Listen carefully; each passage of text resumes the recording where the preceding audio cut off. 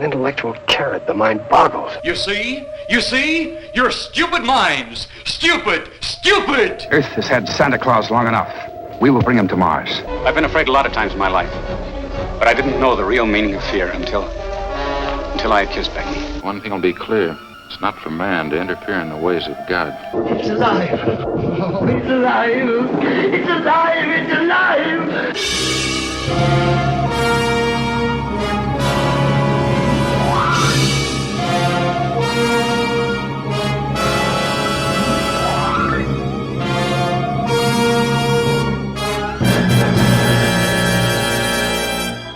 Good evening, everybody, and welcome to Earth vs. Soup, episode 130. I'm Aaron Pollier. I'm Darlene. We watched a classic today, as it's another one of these multiples of 5 episodes that we tend to save the classic movies for.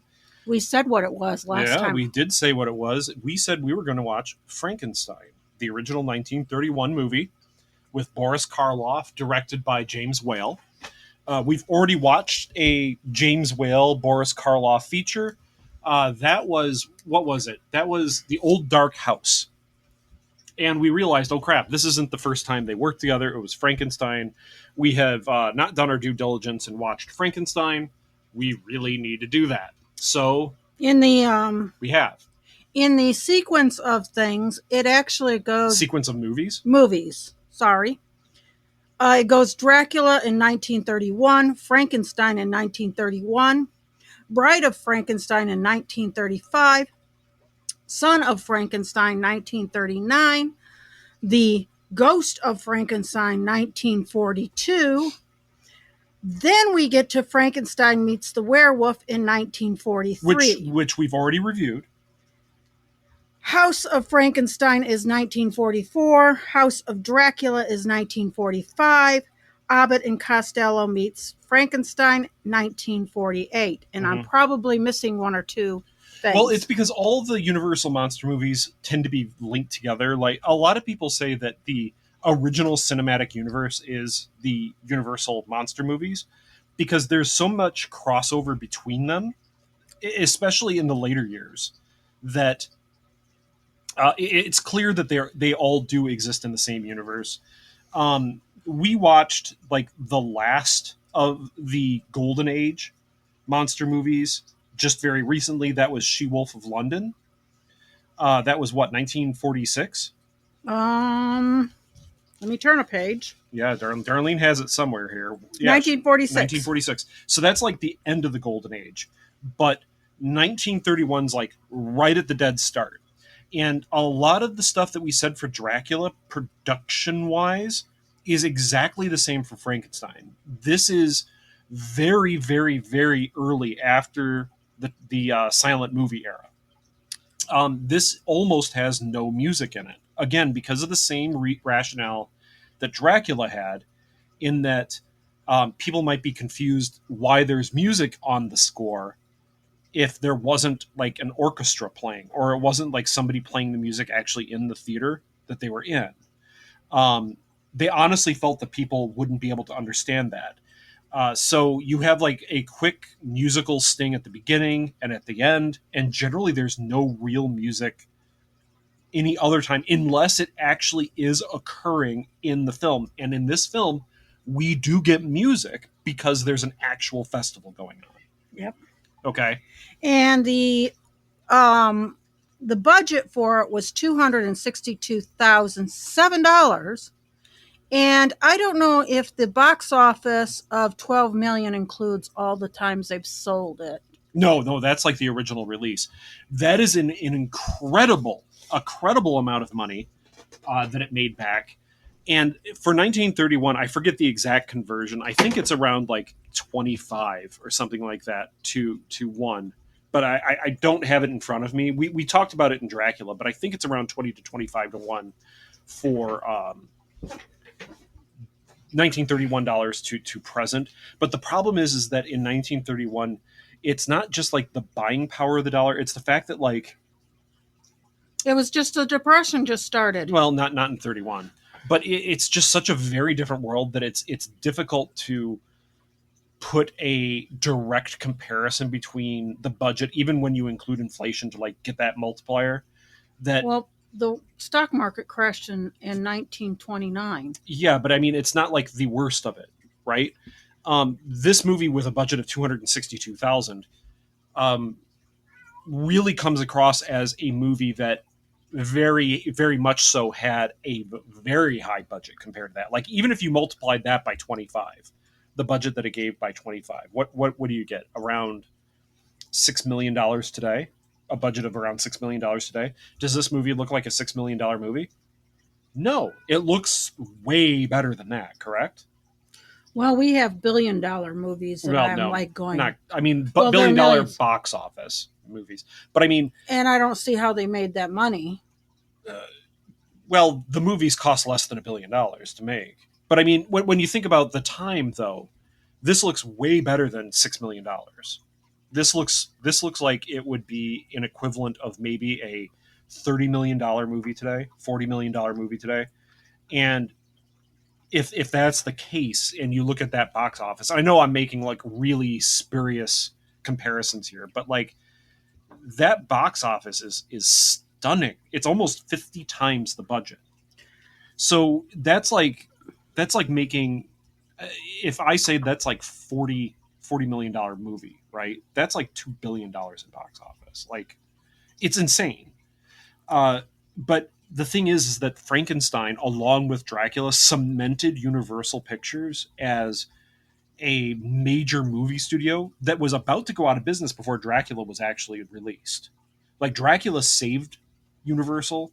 Frankenstein assured that Universal would be around to this day. And this is also before code. So there's a lot of stuff that was pre-code. It's also got a little bit of a problem. There are many edits in it. Yeah. Well, okay, there's many edits in versions that you may have grown up watching. I should put it that way. Because we have, the version that we watched was on Blu-ray, correct? It was on the Universal Movie Monsters Blu-ray box sets. And there's a documentary on it talking about how the movie itself was cut up by censors. To where even the record was, that stuff was deleted off the records. Well, that some of the records, because again, you might want to explain the record. Okay, yeah. So 1931. We're recording this in 2022. So I mean, we're closing in on this movie almost being 100 years old. So it's a very different world that this movie was made in. Sound wasn't actually on the movie reels for the movie. Movies often had their entire audio recorded on what were effectively records, vinyl records. A little different than that, but that's the easiest way to explain it. So before the movie got edited up by censors, because there's about 2 or 3 different places in this movie that censors in different parts of the United States had problems with, that only a couple of these uncensored versions of this disc ever got made. And it was lost for the longest time, up until like the 1970s. I can't remember when he said that. Where it actually ended up getting found again. Because they said they had problem with finding the records that actually, because there's one part with the girl being thrown into the... So Little Maria, again, guys... iconic. Before we go into it, this is a movie from 1931. Spoilers. If you have not seen Frankenstein, do it. Like, there's nothing stopping you from seeing Frankenstein. This is one of the greats, right? Okay, so saying that, the scene with Maria getting tossed into the lake, they thought that was an incredibly awful thing to see a girl drown. Okay, now, do you see her drown, Darlene? No, you don't. Even in the unedited version, you do not see her drown. Frankenstein throws her into the lake and is immediately upset because we can explain the scene right now. Yeah. Maria and Frankenstein she sees him and is not afraid. And actually, the actress wasn't afraid of him in full costume. Yeah, either. that's a pretty well-known piece of trivia, which I should state again here. The actress that played Maria, they were terrified that she would be unable to act next to Boris Karloff in his makeup. And they were honestly worried that this whole day of shooting, which I guess was a 24-hour day of shots. Well, they had to go out to this lake. Yeah, they had to go out to this lake. And she got in the car with him. yeah, she immediately ran up to him, grabbed his hand, and said, can I drive out there with you? And everyone like breathed a big sigh of relief because, again, the whole point of Maria being with Frankenstein at the lakeshore. Well, I shouldn't say, I need to talk about the name thing, but her standing there at the lakeshore is that she is monster. It's called the monster in here. this movie. That changes, but she's there at the lakeshore because she's not scared of him. Now he throws her in because they've been throwing pretty flowers into the lake, and he is filled with joy seeing these beautiful things floating in the water, and he runs out of flowers. So the next most beautiful thing that he sees is little Maria. So he picks her up and throws her in the water. And it's childlike logic. But again, the monster is a child. He didn't mean to do anything wrong. He doesn't understand. And another trivia with that one is that the director or who offered her, because she kept on floating up to the top.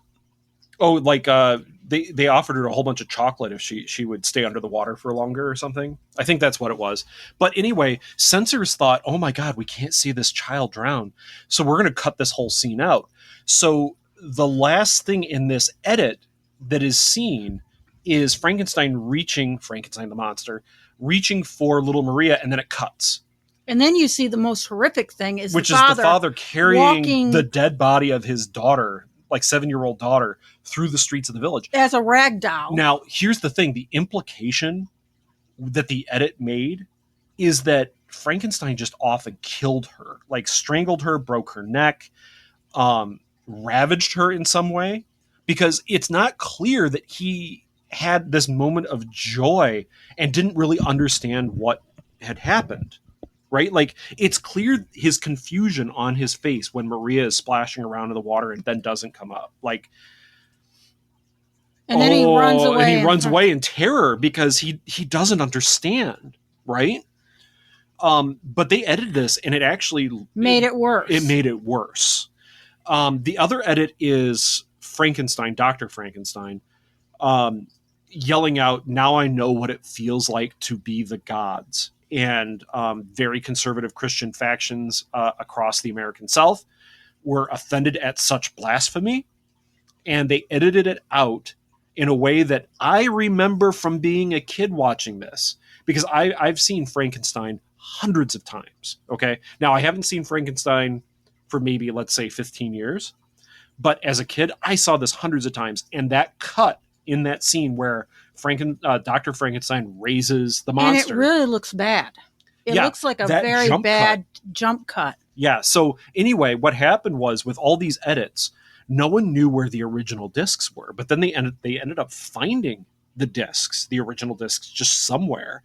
And they were able to piece back together the film as it was. But no one had the actual original version of this film for the longest time.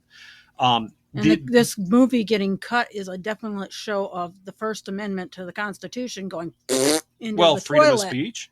Freedom of speech and freedom of religion. Well, yeah.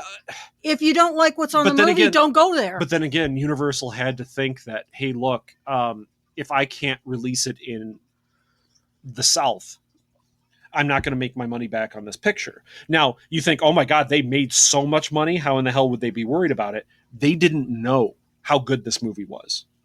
They didn't know what they had. Just like they really didn't understand what they had with Dracula. And it's Dracula and Frankenstein that cement Universal to this day as a household name in movie making. So otherwise, they would have probably gone out of business. Did we ever actually tell them that it was 71 minutes? It's only 71 minutes long. Does it feel like 71 minutes long? No. It feels like an hour and a half. But that's because there's so much going on in it. Now, I'm gonna cover the plot fairly quickly before we actually get into the thing. Because, okay, let's be fair. Most of this movie works. This is a classic for a reason. It doesn't match with Frankenstein Meets the Werewolf, because the places are really weird. Sure, there's a continuity issue between Frankenstein and But we should be Frankenstein. used to that, since we got continuity issues and modern doggone things that we need to knock Yeah, I know. There's new- lots of continuity issues in modern stuff that just bother the hell out of me. But most of this movie works. When we get to that point in our review, we will just try to give our top, maybe one or two things that work. Because we can say right now, Darlene, does anything not really work in this movie? I think there's only I'd have one to thing. actually. You have to think about it. I'll give you a little bit more to think about it. I'll say my one thing that does not work.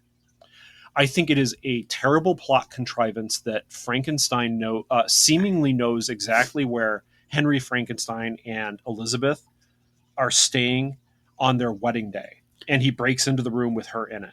I think it was bad that they left. That's it. He left in the movie. He left Fritz to go get the brain. That's the whole point of it, though. Like, Fritz is an incompetent bastard. And Fritz is the villain. Fritz is the villain. monster. Yeah, Fritz is the monster. If you're actually going to with the but monster. we'll get into it. If you don't know who Fritz is, again, you might be The hunchback. It's the hunchback assistant. Everyone calls him Igor. His name is not Igor in this. Everyone thinks his name is Igor. Because there of Hunchback is No, there is an Igor later on in the Frankenstein movies, played by Bela Lugosi.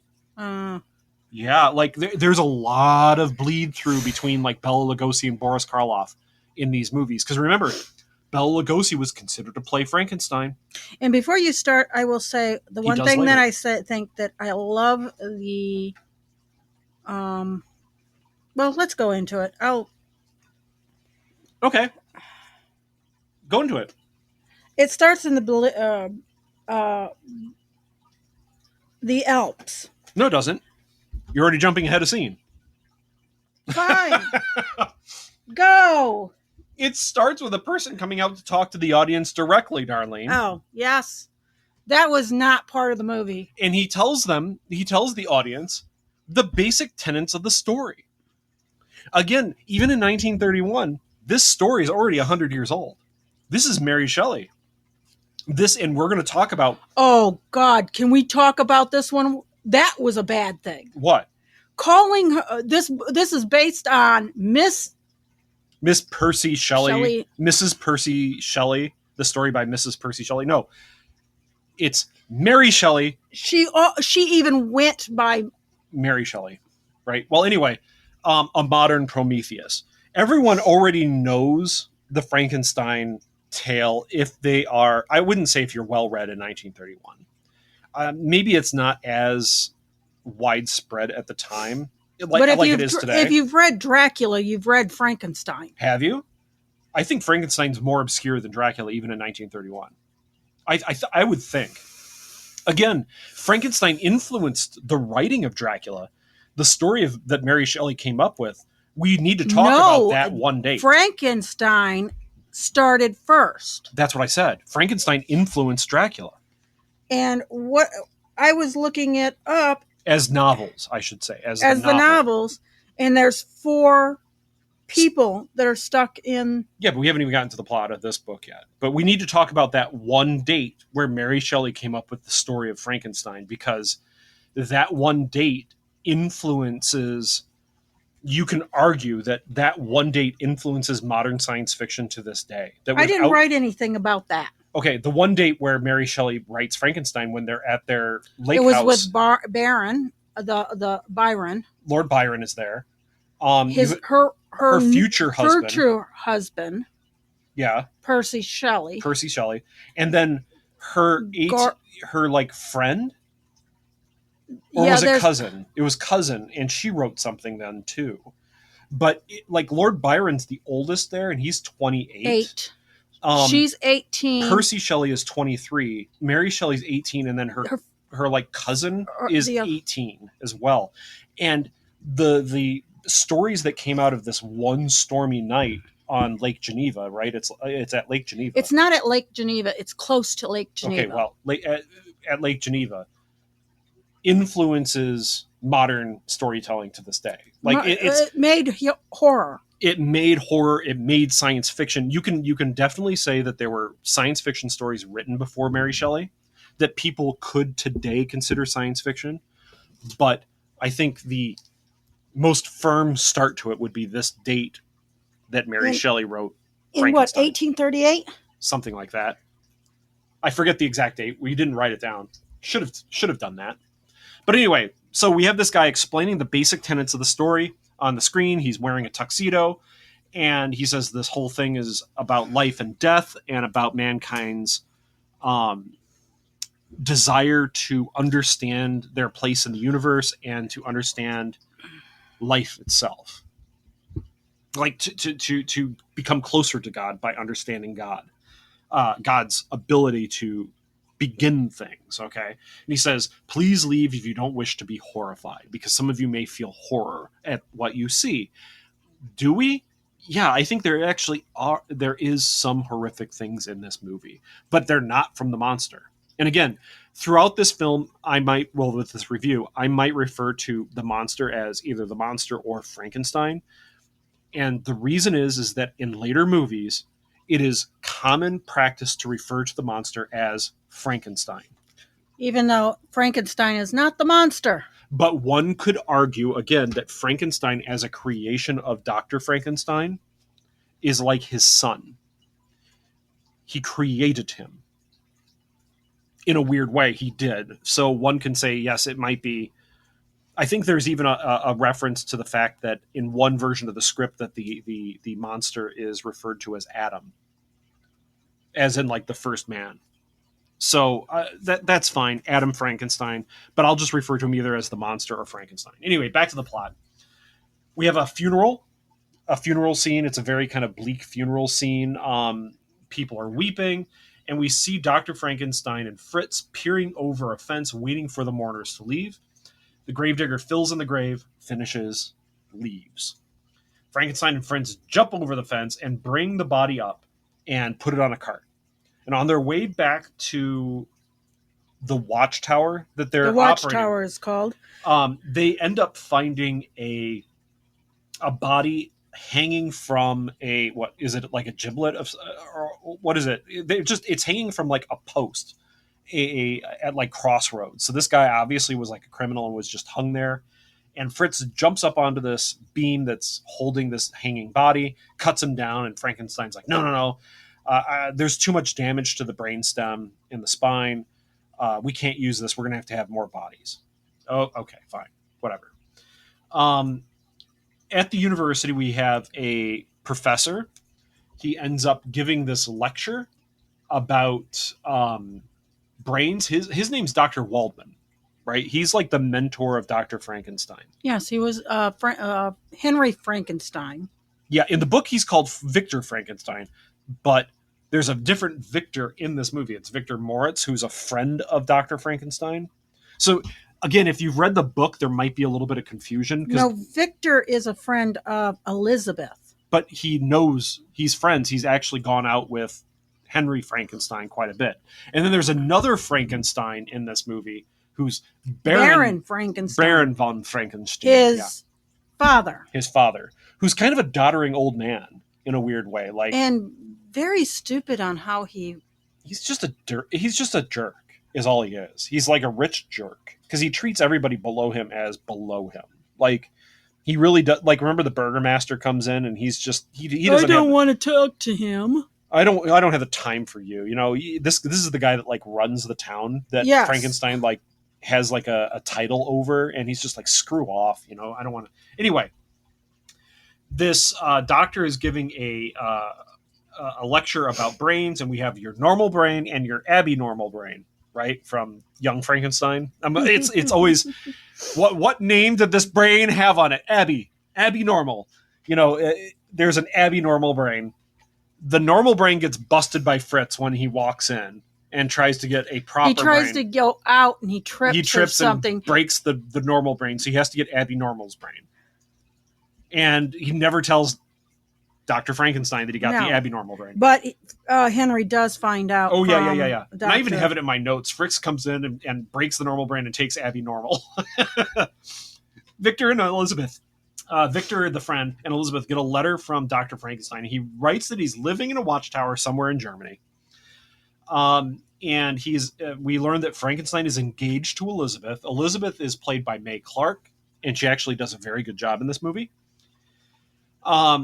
they end up going to Henry Frankenstein's medical university to talk to his mentor, Dr. Waldman, because they're very concerned that that Henry Frankenstein is crazy, acting different. He's acting different, yeah. And they talk to his mentor, and we learn that Frankenstein has left the university. He's just like said, screw off, you primitive screwheads. I'm tired of dealing with your limited vision. I have need for human bodies. And everyone thought that he was talking about like getting animal bodies. But Dr. Walden says no. He was asking for human bodies, like fresh human bodies to play with. But he said he was aware that Henry was wishing to create life from death. Yeah, that he kind of knows what's going on. And Henry's really obsessed with it, right? And he left because he just couldn't get a hold of the bodies through the university. So he's just going to go out there and get them for his, on his own. Now, what's weird here is that Dr. Waldman never seemingly talked to Baron Frankenstein about what has happened. Like, it's clear that, like, Dr. Frankenstein has not left the university, like, in the past couple days. It's pretty clear that Dr. Frankenstein left the university maybe months, maybe even a year ago. They don't call him Doctor. It's Henry, this one. But he is Dr. Frankenstein. I mean, he maybe they don't. They didn't call him at all. It's all Henry Frankenstein or Mr. Frankenstein. I guess he doesn't have a PhD, but by God, a man who can bring a body back to life like that deserves a PhD. He proves his dissertation with his mentor there. If they didn't award him a PhD after that whole laboratory scene, Darlene, let's be honest. Can he recreate this experiment to prove it? Yeah, he freaking can. This is like... Aaron. I'm getting away. I'm like, yeah, okay, the guy deserves it. But anyway, back at the watchtower, Fritz is rigging lightning rods and electrical equipment on the roof. Right? Darlene's rubbing I don't know what Fritz was doing because I didn't like Fritz. No, Fritz is an asshole. He really is. But anyway, this is where we get your classic mad scientist equipment that Universal ends up using all the way through the 1970s. In fact, the specific equipment used in these scenes is actually used up until the 1970s when it started breaking. Like, the guy that built this back in the 30s was an actual electrical engineer, and he did a really good job. But this, like, again, sets the stage for all mad scientist laboratories in the future. This movie is very iconic. Okay. So Fritz is rigging all this electronics. We see the laboratory. It's filled with complex equipment. And there's a body prepared on a slab. And there's a storm. There's a storm raging outside. There's knocking at the door, and Henry says that no one should be let in. Fritz, go deal with it. And Fritz kind of wanders down the stairs, bitching and complaining the entire way. He opens up like the little hatch and says, go away, closes it again. And they keep pounding, no, you have to let us in. You have to let us in. Finally, it's Elizabeth Victor and Dr. Waldman. So finally, Henry gets ticked off that this banging just keeps happening, right? Yep. And he comes down to let them in to give them shelter because the storm is actually pretty damn bad. And Victor calls him crazy. Yeah, Victor says that he's crazy. And then Henry asks them to sit and watch. Yeah, he's like, nope, I'm not crazy. I'm not crazy. Maybe if you think I'm crazy, you need to sit down and watch what my research has done. And Henry also explains that he has kept alive a dead human heart for like 8 days prior to this. Something like that. He's done other experiments where he's brought back from the dead different body parts, or maybe even animals. Has he done that with animals? I didn't say anything about animals. He brings them into the lab and he tells everyone to sit the hell down. Henry explains that he's developed a way to use radiation that he says a more powerful ray than ultraviolet light. So I'm assuming that he's like thinking gamma rays or X-rays or something like that, that he's developed this. And he says they're very powerful, and he'll shine this ray onto the body that he's made from pieces that he's put together himself. I think this is where Dr. Waldman gets too close to the body and he starts inspecting him, and he's kind of horrified by the sight underneath the sheets. Because obviously we know what Frankenstein looks like, right? That Henry Frankenstein has actually made this person. Sewn together, hands to arms.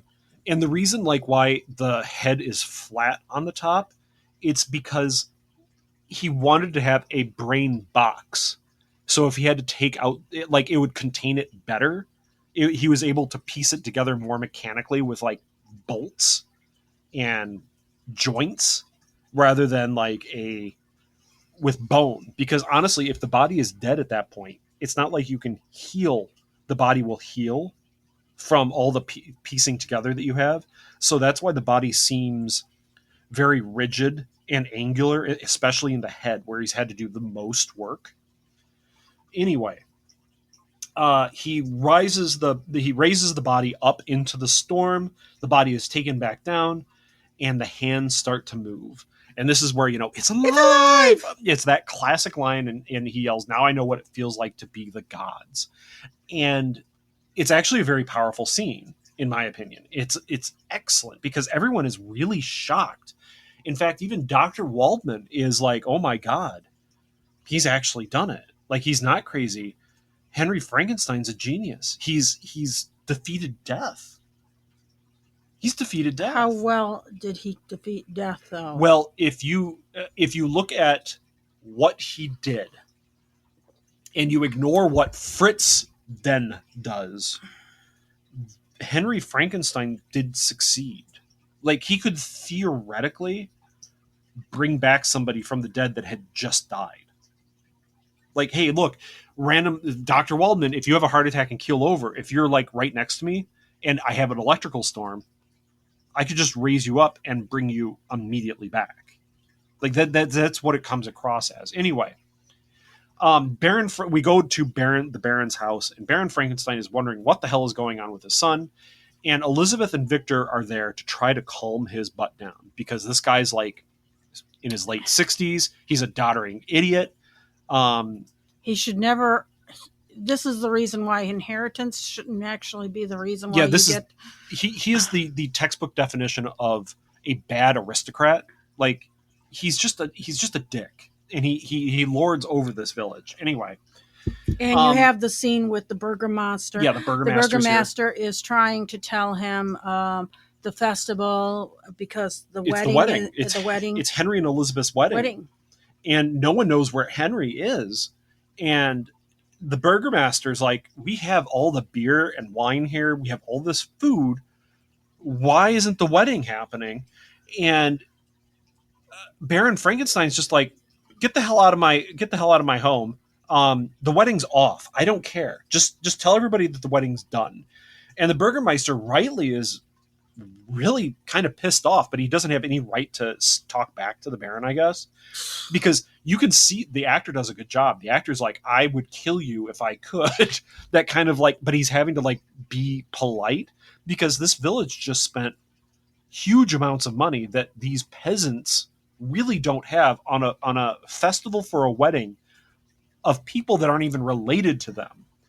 And Baron Frankenstein's just a dick, like saying, "Fine, I don't care." But the village is happy to have the marriage because they want a new heir. They want a new heir. Not only that, but they actually seemingly like Henry Frankenstein. They don't like his father. The maids like his father, seemingly, but no, they were standing up to Prem, and it was all the butler that was doing that whole thing. Oh, you think that? See, yes. I thought that it came across that the Baron, when he's in a halfway decent mood, he generally just lets liquor flow freely. Well, yeah, he was doing that, but he was doing it in such a pretentious. Oh yeah, I have no doubt. I have no doubt. You would normally get this out of a new wealth. Yeah. I got this, and this was this old. This wine. My grandfather put this wine down, and my grandmother made sure he never drank it. And he's talking about this wine while like other serious crap is going on, and the staff of the house are always just like looking at each other, going, "What the hell?" And then you realize they're just kind of waiting for him to have this open bottle of like incredibly exquisite wine open. And then he's like, okay, I'll have a drink, but then take it away. And they're like, hell yes, because now the entire staff can have this amazingly expensive wine. And you know they are. Remember the whole champagne scene that happens later on? I'm like, dude, one glass of champagne got drank out of that. The butler goes, now you can drink it. Now put it down. Now put it and down. then they all leave. go out. And they all have like as straight of faces as possible. And it looks really funny because they're wandering out and you can tell they're thinking, we're going to get shit-faced. Anyway, yeah. The next thing of the scene is that the Baron goes to find Henry. Because the Baron thinks that Henry is having an affair. That's the only explanation for him. He thinks he's having an affair. Yeah. And Dr. Walden informs Henry the brain, there was a discussion between them because Fritz that was the an brain was not. It was Abby Normal. It was Abby Normal, the criminal brain. Yeah. And I don't know how Frankenstein's a criminal brain equals a Abby Normal, Darlene. Abnormal brain. Unless they're a serial killer. So, well, it's possible. But Henry Frankenstein at first looks a little worried and then waves it off. He's like, nope, it's not a big deal. It's not a big deal because look, I have been talking to my monster. I have been talking and dealing with him for the past few days because it's obvious days have passed now. And he goes, bring in, Fritz, bring in the monster. And the monster comes in and he's closed off all the light in this. And he's like, sit. And again, if I need to say the monster sits. But Boris Karloff in this role as the monster, stunning. How he moves his hands. I think he's standing. Those are not shoes that he's wearing. They are shoes. They are shoes? They're asphalt shoes. That's what they're called, asphalt shoes. They're very thick-soled shoes that are meant for people working on hot asphalt. But those are really his legs. I mean, the way he stands, though, is almost wrapped in raptor-like. It looks like he's got, animal legs in some ways because the way he leans and the way that the boots are on his feet make him look like he's got those reverse jointed legs. If you look at a lot of the production stills that have Boris full body, it's actually unnerving. It helps develop that sort of uncanniness that this is nothing about the monster is right. But again, in this scene, Boris Karloff, the way he uses his hands, his mouth, his eyes, even though they heavily maked up his eyes to make him look drowsy all the time, the way he's able to do these things with these minor because motions, his eyes were too alive, is what they said. Well, no, that's what Boris Karloff himself said. He said, my eyes are too alive. Hood them. Use I think they used mortician's wax on his eyelids to build them up. But he's like, I need to look sleepy. I need to look sort of semi not there. Well, anyway, in the scene, he sits down and Henry Frankenstein opens up the skylight.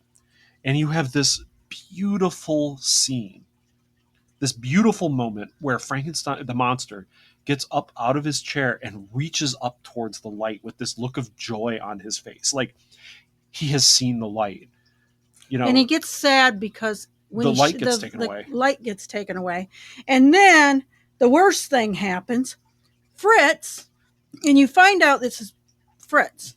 This is where Fritz comes in with the isn't this where he comes in with the Yeah. Fritz comes in and starts pushing a torch in this guy's face. Yeah.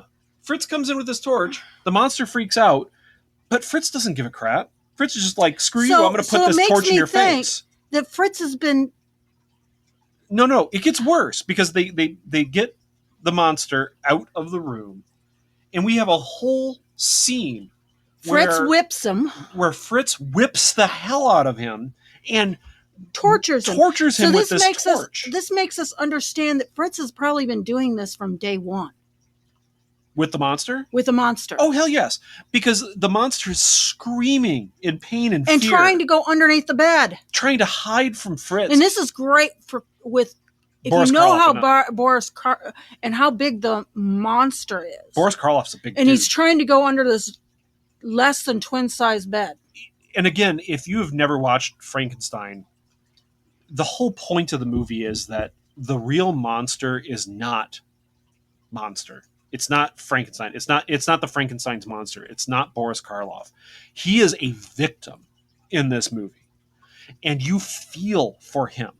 This person has more humanity as a recently reanimated corpse than most people. Than most of the people in this movie. There's only a few people where I actually feel are human beings in this. I'll actually even go so far as to say there's 3 people who are human beings in this.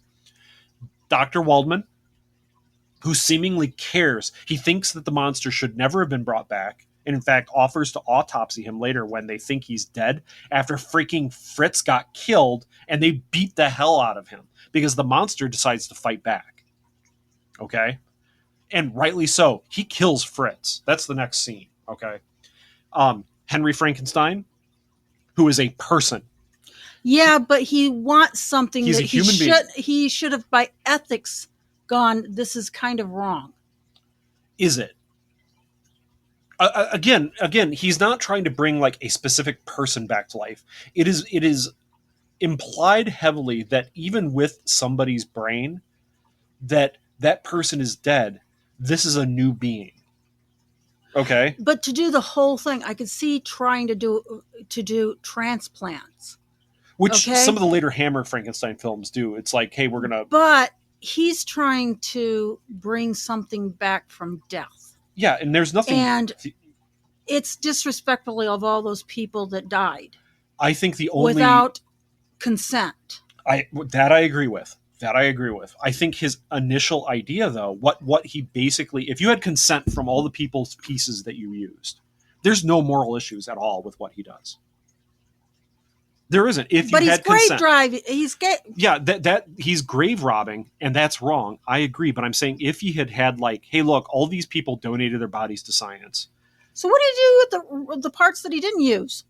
Buried them, threw them out, burned them up in a furnace, something like that. I'm just like, that's gross. And the other person is Elizabeth, because she seemingly also actually cares about other people, and genuinely loves, like I'm saying, not as a character. Elizabeth really isn't a character in this, but Victor isn't either. Victor isn't a character either, but I'm saying as this person is a human being. But the true human is the little girl. No, the true human is the monster in this.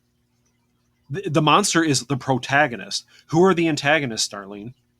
Everyone else, including the mob of most definitely the mob of angry villagers.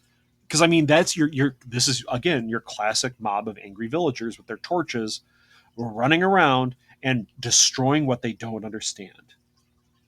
In ignorance, and even Dr. Frankenstein, even Henry Frankenstein in this movie, he doesn't want to kill the monster. He doesn't. This is his creation. You don't understand. Now, does the monster want to kill Henry Frankenstein? Yes, because he's terrified.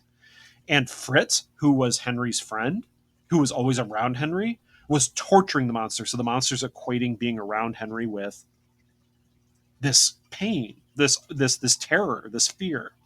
And again, the fire that the peasants use later on, I know we're jumping around a little bit, but the fire that the peasants use, there's a reason why the monster's screaming and screaming in the end. It's because now he's surrounded by the one thing that's always caused him pain and fear in his life, this burning down windmill. It's heartbreaking. I know I jumped around. I apologize, folks. We have Henry after a fight with the monster. He collapses. Yeah, and he thinks... And that's where the Baron, Victor, and Elizabeth take him home, and Dr. Waldman says he'll take care of the monster. But I want to autopsy him, because they think he's dead. And here's the thing. It's at this point that I think the monster doesn't have a heartbeat. I think the monster is not alive. Like, he's not alive in a normal sense. Because you even have, like, Dr. Waldman, when he starts trying to do the autopsy, he's like listening to see if there's breath or anything, and it looks like he doesn't find anything. But the monster's alive. He reaches up and strangles Waldman because, again, he's terrified. He just woke up on another table with this dude looming over him after having constant fear for the past week with Fritz, right? So the monster leaves the tower in terror. He's stumbling around. He's terrified. He figures out how to open the door and he runs out. Elsewhere, Henry and Elizabeth talk, and he's slowly feeling better. He feels like he's becoming himself again. He's not like so obsessed with his work, and they're planning on their wedding to be soon. And we go to Maria at the lake, which we've already described that scene, which is heartbreaking. It's very well acted by both parties, I think. Like, the child actor obviously is not doing as good of a job as Boris Karloff, but the child actor, amazing. What was her name? Marilyn Harris is the actress's name, who played Little Maria. And Boris Karloff, again, your heart breaks because you realize he doesn't understand what he has just done. He is an infant in a adult's giant body. Victor comes back and he ends up saying to like Henry and Elizabeth that Dr. Waldman is dead. And we have, this is like at the wedding. The wedding is like there's occurring. a wedding in the village. And the monster celebration sees Elizabeth through the window of the home that Henry and Elizabeth are currently in. I don't know if that's like the house of Frankenstein or not. I don't know if that's the manor home or not. It could be. I think it's where Baron lives. Okay, so that's like the actual home. Okay. So she screams, passes out, and the monster flees. Because she is in her wedding dress. Yes, she is in her wedding dress. So outside in the wedding festival, Maria's father is carrying her limp, dead body through the streets. And there's celebration going on, but it's dying off as soon as he passes because people are realizing that this guy who's clearly in shock because he has like this kind of blank 1,000-yard stare on his face as he's wandering through the streets. Again, a good acting job. Holy crap, this is, what the hell is that? Oh, that's a body of a child. Oh my God. And like people are just stopping. Angry mob time. We get to the angry mob time. Torches are lit. Pitchforks are taken up. Torches and dogs are let out, and the monster freaks out about the torches. He sees the torches, and he's like, oh crap, this is only going to be pain. And so he reacts in fear and knocks a couple people down. In fact, he even attacks Henry Frankenstein because Henry Frankenstein finds him, but he was not trying to like hurt the monster. He was like trying to go, no, calm down, I can help you. Nope. The monster at this point is inconsolable. There's been too much awfulness that has happened in too short of a time. He has known nothing but pain and fear, except for like a couple moments in his life. And it's sad, right? But he carries Henry up to this windmill as he's fleeing from the mob. Henry finally comes around and basically tries to fight to get away from the monster. The monster ends up throwing him down from the windmill, like knocking his body into the blades. Henry isn't killed. It looks like Henry's is killed at first. But it turns out, no, he's just really badly wounded because the blade, which is like a wooden cloth blade, broke his fall. So he didn't like completely break his back or anything. He's just very badly injured. And the mob sets fire to the windmill. And like I said, the monster's cries are actually horrific. And you feel bad for everything that's happened. But the mob outside, they're screaming with joy, watching this windmill burn with the monster inside. And you think about this, a windmill is a very precious thing in villages. It doesn't matter. They were just so happy to kill this thing they didn't understand. And it's heartbreaking. And the last scene we see is Baron Frankenstein getting liquored up with his servants. And we see Henry laying in bed recovering with his wife Elizabeth next to his side. The end. I've already said almost nothing about this movie is something that I would say doesn't work. There's like one plot contrivance that I think just really doesn't work, and that's how in the hell does Frankenstein immediately go to the manor home with Elizabeth right there, and he gets in right when Henry locks the door so she can't get out. He's trying to protect her, by the way. Like Henry locked her in so she couldn't so things couldn't get in from the outside, but he forgot about the windows. He was trying to protect his future wife, but didn't. Anyway, I think that's the only thing that doesn't work. Darlene, what is your top 1 or 2 things that do work in this movie? I think the child thing really showed you that the monster was a child too. Yes, absolutely. You understood that the monster was doing reaction, not. He was learning. Even Henry said at the time of the chair. Yeah. He even said he's reprocessing with the brain. Yeah, he's healing. He's healing like mentally. And so you understand that what Henry did wrong was allow Fritz was probably beat by all the villagers. Yeah. So he takes it out on the one thing that he could take it out on. I firmly think that Henry did not know that Fritz was doing that. There is no way that Henry would have allowed that to happen because he was so worried about how well the monster was healing. And he knew that Fritz was whipping the hell out of him, making him crawl underneath the bed in terror and singeing him all the time with like a freaking torch in his face, there'd be no way Henry would have allowed that if he knew about it. So I think it was all on the down low. And Fritz just kind of lied. Because Fritz is a big bully. He's a piece of shit, is what he is. So that's like you think the child scene. The child scene really makes it come to that that with little Maria. The monster is a child. Yes. I think my top one is Boris Karloff is a cinema mastermind in this movie. Like he is the golden being in this movie. Like now, I will say that he was very bad in the Dark House. Old Dark House. You think he was bad? I think he was okay in it. Like he was okay. He was there for the paycheck. No, but remember, Darlene, he had just broken up with his supposed lover, the director, and the director was taking his shit out on Boris Karloff. And by the way, it's the same director here. This is the same director. And Boris Karloff was miserable during this too, supposedly. Because they just did not have a good working relationship. But Boris Karloff in this is a genius. Everything he does, whenever there's even a slight close-up or medium shot of him in makeup, every expression that he does is meaningful, or it adds to exactly what you think the monster needs to show. Like it just adds to the story. The monster has no dialogue. He doesn't need it. He has Boris Karloff behind the makeup making micro expressions that really drives home exactly what you think, what the monster is thinking. Boris Karloff, not thinking. Well, I'd even say he is thinking, but he's more reacting to the world around him than anything. But Boris Karloff is my number one. My number two, freaking sets.